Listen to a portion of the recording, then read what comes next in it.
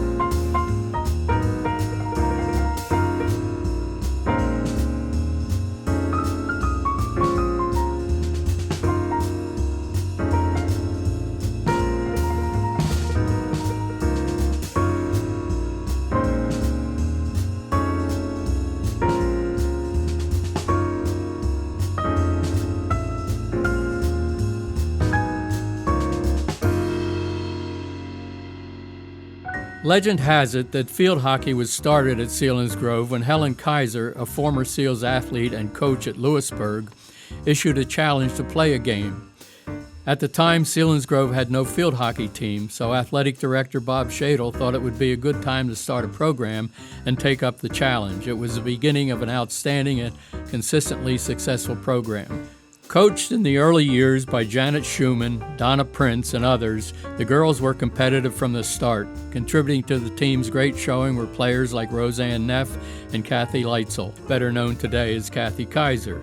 Neff went off to Lock Haven University and was a member of the U.S. national teams in the mid-60s. Kaiser Leitzel also played collegiately at Lock Haven U. As we are well aware, she returned to her alma mater to establish a consistently successful program from 1984 to 2017. Her accomplishments are documented elsewhere. 619 wins, one of only 12 coaches in America to do that, 25 district championships, 28 trips to the PIAA state playoffs, where the team advanced to the quarterfinals 20 times, often prevented from going farther by suffering highly contested, close, heartbreaking losses at that level. Seals field hockey has produced dozens and dozens of girls who went on to bigger and better things, namely collegiate careers. Too many to mention all, but Tracy Anselmo, Kelly Smith, a member of the U.S. Olympic team and an All-America at the University of Maryland, Brianna Doak, Morgan Fleetwood, Danica Deckard, Hope Burke, Ashton and Emily Klinger, Haley Kerstetter, Lexi Horse, Nora Hocker, and Savannah Bucher are some of the stellar performers. Once the Seals field hockey program got underway, one could pick any era, any year, and see on-field success. Just as importantly, the girls excelled in the classroom. As soccer gained in popularity across the nation, Selinsgrove High extended its athletic menu in 1984, first as a club sport and then the next year as a full-fledged varsity sport in 1985. First head coach Steve Steffen put together a competitive group from the start. Just after 2 seasons, the Seals played Williamsport for the District 4 championship. As far as Snyder County schools and soccer are concerned, Selinsgrove was a Johnny-come-lately. Middleburg and West Snyder had been competing for years. In fact, each school had been crowned state champion. Much of the credit for the origination of soccer in Selinsgrove should be given to a trio of advocates: Dr. Carl Rohrbaugh, a Selinsgrove High School administrator, Dr. Neil Potter, Susquehanna University chemistry professor and head men's soccer coach, and Dr. John Pagana, a local physician. Coach Steffen, who was tragically taking from us much too early, was extremely successful. His team won a total of 273 games and won 7 District 4 titles. 4 times the Seals advanced to the PIAA state championship quarterfinals. The high standards that Coach Steffen established have continued under the competent coaching of Chris Leupold, who was an able assistant under Coach Steffen. Fittingly, Coach Steffen's accomplishments are commemorated with a suitable memorial garden near the entrance of Selinsgrove High School. Additionally, the Seals home soccer field memorializes the Coach Steve Steffen Field. It's been said that coaches have a significant amount of influence over their young charges. Players often state, sometimes later than sooner, how coaches are a second parent. No one exemplifies this way of thinking more than Steve Steffen. His legacy is one that lives on. Girls soccer, begun in 1995, is too late to be included in our time frame, but suffices to say they made contributions to the overall Selinsgrove sports program. This certainly is a fine addition. Cheerleading has an interesting history at Selinsgrove High. In the beginning, there was no one urging the boys or getting the crowd into it. It could be said that most spectators sat on their hands. However, by the 1930s, squads appeared. In the beginning, the squads were integrated, both boys and girls. In the 1940s and 50s, it was almost all girls participating. There were, however, a few exceptions. At first, cheerleading did not have varsity status, but that was changed, and today cheerleaders are considered to be true student athletes, as they should be. Nowadays, the sis-boom buying seems to be left to the girls. In 1950, one of the highlights of the week was the last period assembly on Friday afternoon. It was a pep rally that featured the cheerleaders in their ankle-length skirts and high school band playing Bleacher Boogie. Invariably, the program would end with the captain of the cheerleaders requesting or imploring, "See y'all at the game." The explosion of basketball after its invention in 1891 by Dr. James A. Naismith at what is now Springfield University in Massachusetts can be likened to the explosion of youth soccer nearly a century later. The local high school fielded its team for the first time in 1910. Coach Pete Bolig was the coach of basketball, as he was of all coaches. In the 1930s, teams were paced by familiar names. Bob Shadle, Dick Forster, Rudy Gelnett, Charlie Fassold, Max and Jack Kaler were the solid performers. Other standouts included Jack Spade, Skip Rischel, and Ken Moyer. In the 1940s, Chet Rao, Donnie Foltz, Clyde Pete Bailey, and Sherman Dasher Wolf were those leading the way. Basketball in the 50s was quite good. The 1950 team won the tough Susquehanna Valley League. Spearheading the Seals were Jack Keller, Tommy Slayback, Johnny Robinson, Marty Hughes, and others. Blair Heaton was the head coach. The next season, the Seals were still formidable. At 6'7", Bob Ortmeyer was an outstanding rebounder and scorer. He was ably supported by Glenn Hain, Rich Bilger, Galen Hick Campbell, Jerry Soper, and others. Heaton again fielded a strong combination in 1954-55. The Seals once racked up 101 points against Trevorton. Buzz Siegfried, Mark Hoffman, Dave Davis, and Dean Booth were the stars. Succeeding years have had their ups and downs. However, in 1981 and 1982, Jim Bettle took the reins. With the help of the Harmon brothers, Don and Mike, and Ed Thomas, the Red and Blue was a force to be reckoned with. Also contributing to the period's success were the coach's sons, Ryan and Josh, both fine all-around athletes. One of the earliest sports, boys or girls, at Selinsgrove High was Selinsgrove's girls' basketball teams. The teams took the court as early as 1924, as can be seen. Led by Marion Bodmer, the team experienced considerable success. As with other sports, the Great Depression took its toll on the game. However, the girls were hooping it up again by 1940.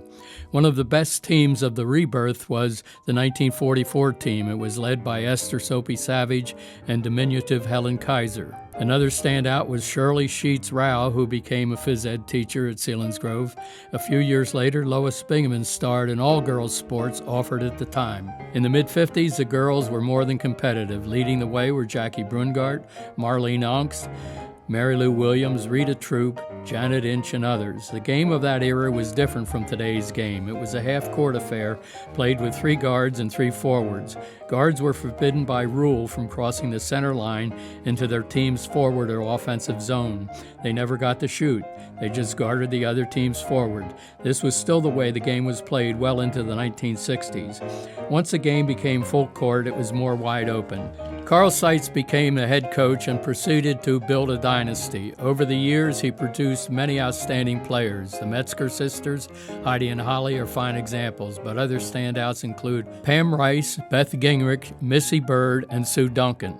Laura Hoover showed her all-around athletic ability by making the easy transition from outstanding golfer to fine basketball player, serving as co-captain on the 81-82 team with Michelle Schaefer. Carl Seitz was appreciative of the contribution of everyone on his squads. Once when asked who was the outstanding player, he replied, "All of them." Carl Seitz's name should be included with football coach Bill Scott when it comes to a program's sustained and consistent success.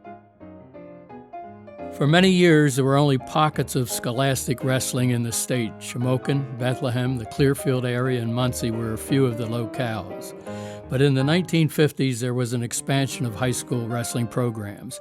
A little later, there was a virtual explosion. Almost all Pennsylvania high schools had a wrestling squad. Wrestling in Selinsgrove began in 1957 under the tutelage of Dick Smoker, an outstanding wrestler at Millersville State Teachers College in the 1940s. The rather modest beginning had the grapplers featuring uniforms of red-dyed long johns under gym shorts, topped with sleeveless undershirts and regular sneakers. No singlets, no special wrestling shoes, nothing like today's sleek uniforms. One of the early stars of Coach Smoker's early team was Marsh Dauberman. In a conversation, Smoke, as the coach was known to one and all, said of Dauberman during the Grapplers' senior year in 1959, "I wish I had that Dauberman boy back for another year. I think I could make him a state champ." As history records, Doberman became a PIAA champ that year at 177 pounds. Marsh went on to a stellar career at the University of Maryland, winning All-America honors and Atlantic Coast Conference championships every year of varsity competition. Like others, as a successful student athlete, Doberman paved the way for others to follow at Maryland, namely former SEALs grapplers Bob Walker and Walter Bowie Van Nuys. Doberman was not the only SEAL to grapple with success. Other champions included Dave Becker, a two-time champion before earning All-America status at Penn State, and Spencer Myers, who matriculated at Maryland and attained much success. Nate Schoen, as a sophomore, claimed the state championship last year. Bill Bechtel, along with his brother Rick, an outstanding wrestler, succeeded Smoke as coach and produced competitive squads. Bowling was added to the SHS sports menu in 1970, the inclusion of the sport as a result of one man's persistence, Jim Rutkowski. From the start, bowling was a co-ed sport. It didn't take long for the team or teams to become formidable competitors. Coach Rutkowski, an avid bowler himself, was able to impart his grasp of the sport to his squad members. Championships and league titles were not rarities for these keglers. Illustrative of this is the following. Quickly, the SEALs ascended to the top. At one time, the team, including boys and girls, won 6 of 7 SVL titles and continued to capture 8 of 10. During the late 70s and early 80s, the team compiled a 4-year undefeated streak. The 1980 team was led by Todd Liddington. Bob Attic was another kegler of considerable talent. Coach Rutkowski contended he was probably the SVL's most valuable player. On the girls' side, Donna Lukaitis was stellar. Chris Loudenslager and Dave Perotti knocked down more than their shares of pins for the teams in the 1980s. Coach Rutkowski was fortunate in the 1990s. He didn't have to look very far for 2 outstanding bowlers. They lived under the same roof, so to speak. Sons Steve and Jim contributed mightily to the team's success. In fact, Steve, who was also a standout quarterback and left-handed pitcher, rolled a near-perfect 300 game. His .289 missed the coveted 300 mark by a mere 11 pins, for those of us who weren't math majors. Brother Jim was a 4-year contributor to the team's success. In the 1990s, both boys and girls teams experienced much success. Adding to the girls' share of victories were Tana Hoover, Danielle Smith, and Crystal Herman. Baseball was not the traditional spring sport that many think. It may have been dubbed the national pastime, but there were circumstances that mitigated against it as a high school sport. If you think about it, school years were much shorter to allow students to assist in the spring planting. Weather in the Northeast was also a factor. Seems only about a dozen games could be fitted into a schedule. Some were rained out, some were even snowed out, and the remainder seemed to be played in cold, raw, windy days. Those of us who played then have vivid memories of how connecting with a pitch in the days of no such things as batting gloves would sting your hands worse than any wasp or hornet. Nevertheless, Selinsgrove played baseball in the mid-20s with Pete Bowling as coach. Baseball was discontinued at Selinsgrove during the Great Depression of the 30s, but reinstituted in the 1940s with Bowling again coaching and eventually Tom Valunas. One of the mainstays of the late 40s and 1950 team was Jack Keller, who was considered by many our school's greatest all-around athlete. Keller, who set rebounding records at Gettysburg College, later signed with the New York Yankees organization. He, along with Charlie Rao, George Willauer, Chet Rao, were key players on the Selinsgrove Championship West Branch League town team. Dick Hummel, an SHS faculty member who played minor league baseball and also with the legendary bearded House of David team, took over in the 50s. His knowledge of inside baseball was extraordinary. Bob Flickinger had much success on the diamond in the 60s. He led the SEALs to 3 different district titles and a Susquehanna Valley League championship in 1966. Most recently, the SEALs brought glory to our alma mater by winning the 2019 PIAA championship. Going into the state playoffs, the team had lost their last 3 regular season games, but when the chips were down, they won. Congratulations to the players, head coach Brent Byler, and his assistants.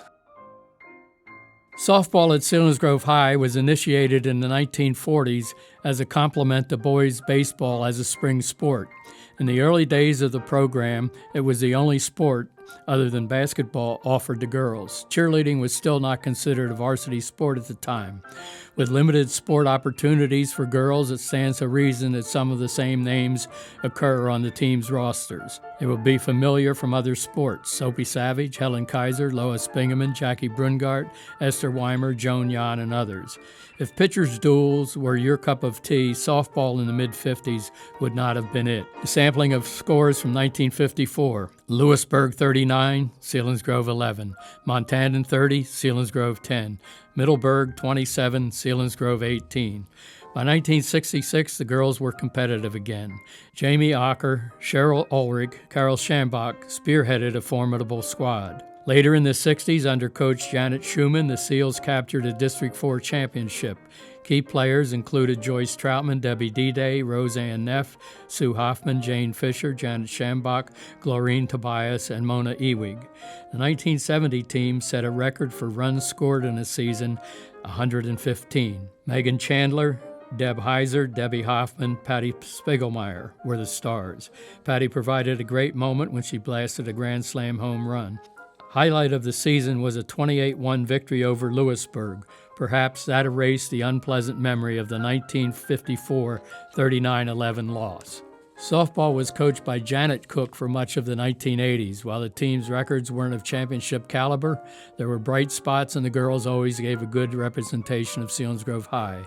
The team benefited from good work by slugging Kathy Hogan, fine infield play from Kim Miller, most valuable player Michelle Schaefer, Kathy Schlingman, Lori Hauser, and others. In 1989, the record-setting basketball standout Heidi Metzger lent her considerable talents to the softball squad. As a varsity sport, golf didn't appear until 1952 with Blair Heaton as coach. After just a few seasons, the program was suspended. With Chet Rao as head coach, the program was revitalized in the 1970s. The 1976 team won its first of many Seals championships.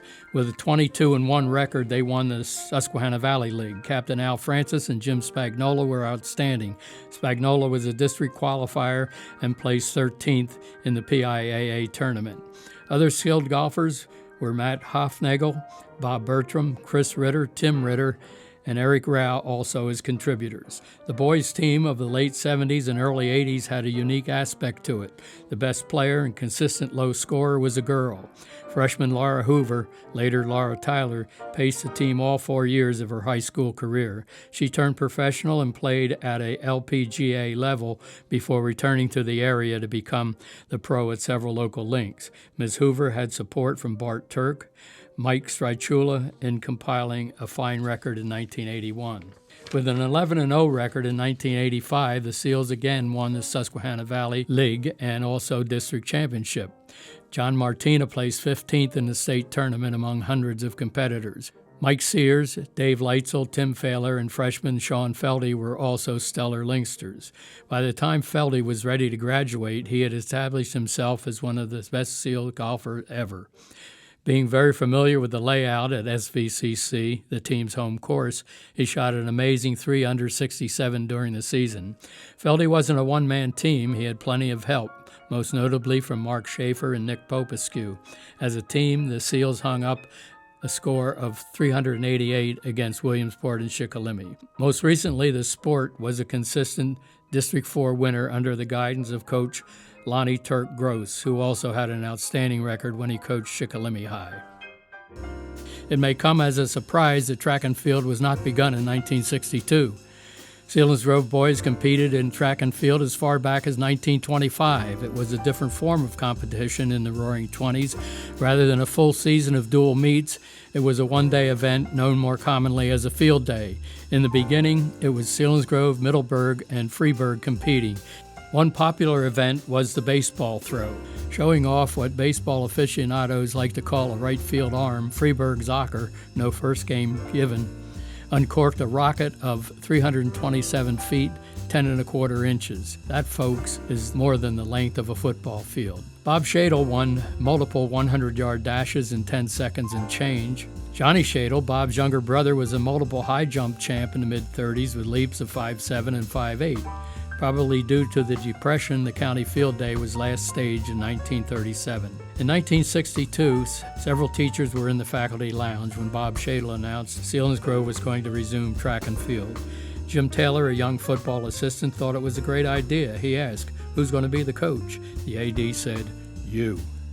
Taylor assumed the role, and as they say, the rest is well-documented history. Taylor, from 1962 to 1977, compiled a dual meet record of 122 and 37, including the 1976 state championship.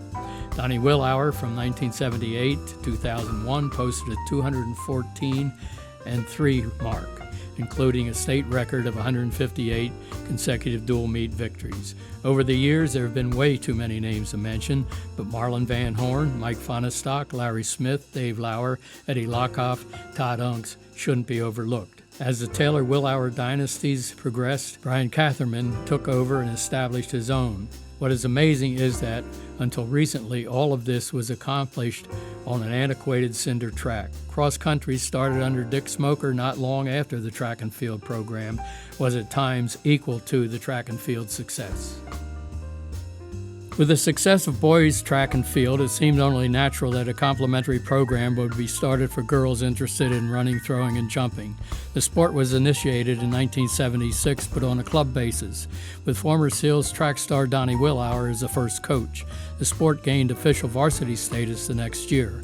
Coach Willauer would move on to become the head coach when Jim Taylor left for Susquehanna University. Contributing to the success of the girls' early teams were Laura App, Julie Carr, Brenda Gibson, Brenda Tumalo, Debbie Hartman, Colleen Hook, Debbie Rhodes, Kathy Taylor, and others. When Donna Prince took over for Willauer, she continued the success. An 8-1 record in the Susquehanna Valley League earned the Lady Seals a team silver medal. Laura App was a triple winner in the District 4 championship meet. Others making great showings were Jamie Burtonette, Sue Duncan, Beth Gingrich, Dixie Sassaman. Stacy Reed tossed the discus far enough to place second in the districts. Dave Lauer, a member of the 76 state champions, succeeded Prince and continued the dominance. Leaders in the 84 team were 2-year district high jump champ Megan Daly and Melissa Wiley, who foretold of great things by setting a freshman record of 54.2 in the 300 intermediate hurdles. In the late 1980s, the girls' success continued to produce outstanding field event performers. The 1989 team went undefeated. Diana Herbert and Angie Emberling were district champs in the shot put and javelin respectively. While all this was going on in the spring, John Teeney was building a representative cross-country team for girls. Prior to 1981, girls and boys were combined as a squad, but that year the girls were on their own. Kristen Weber served as team captain of the inaugural team. Other early standouts were Marcia Strockhouse, Jean Smith, and Jenny Dildine. In 1970, SHS instituted boys tennis. Faculty member Joe Herb was the inaugural head coach. In an unusual twist, it wasn't the coach or the athletic director, at the time Bob Lewis, who were behind the push to start a team. As Joe Herb recently stated, "I really had very little to do with it. Students Danny Snyder and Steve Gaglione were the ones who supplied the impetus to beginning the program." Because none of Selinsgrove's traditional rivalries had tennis, Coach Herb and his netters had to play teams from up north: Loyal Sock, Montoursville, Muncie, and Central Columbia. Dave McCarty succeeded Joe Herb and eventually produced the first winning season of Selinsgrove tennis. With considerable help from Ginny Harnum, McCarty led the Seals to respectability and beyond. Notable players from the time included a brother-sister combination, Chris and Carrie Bruno, Elizabeth B.J. Gross, Diane Daigle, Kim Ritter, and John Pagana. In the succeeding years, Selinsgrove tennis has had its moments in the sun. John Norton was a stellar performer in the early 80s, once teaming with Autumn Swisher to win the District 4 Mixed Doubles Championship. Chris Bruno, Matt Ludwig, and Rick Hackenberg paced the 1987 team, which posted an outstanding record of 14-2. Girls tennis did not become a separate varsity sport at Selinsgrove until relatively late in the game, so to speak. The first exclusive girls team took the courts in 1980. Until then, it was combined with the boys team. Dave McCarty, who had a long and successful career, said at the time, with boys and girls making up one squad, there were very few opportunities for the girls, so it was only natural to form a team of all girls. That was done with considerable contributions from Deanna Drees, Margaret Bailey, Autumn Swisher, Barb Ritkoff, and Laurie Benner, and more than a dozen girls contributed to the first season record of 4-1. Highlighting the 1981 undefeated SVL season 7-1 were Barb Ritkoff and Autumn Swisher, winning matches at the States. The year 1983 saw the girls undefeated again. They were the only team in the conference not to lose a conference game. Helping were Autumn Swisher, Betty Witkoff, Nancy Kaufman, Hazel Wheaton, and Jackie Klein. Logging an undefeated season 10-0 in '84, the Seals featured familiar names: Nancy Kaufman, Betty Witkoff, Jackie Klein, Angie Wolf, and Sue Macklin. Another undefeated team was turned in 1986. The co-captain and star of the team was a German exchange student, Sonja Schomburg. With a truly firm foundation established, girls tennis has become an excellent program even unto the present day. It is doubtful that any one school in the district has had a more consistent program of excellence, boys and girls, fall and winter, spring, than the Seals. Contributing to this are many, the least of which are not supportive parents.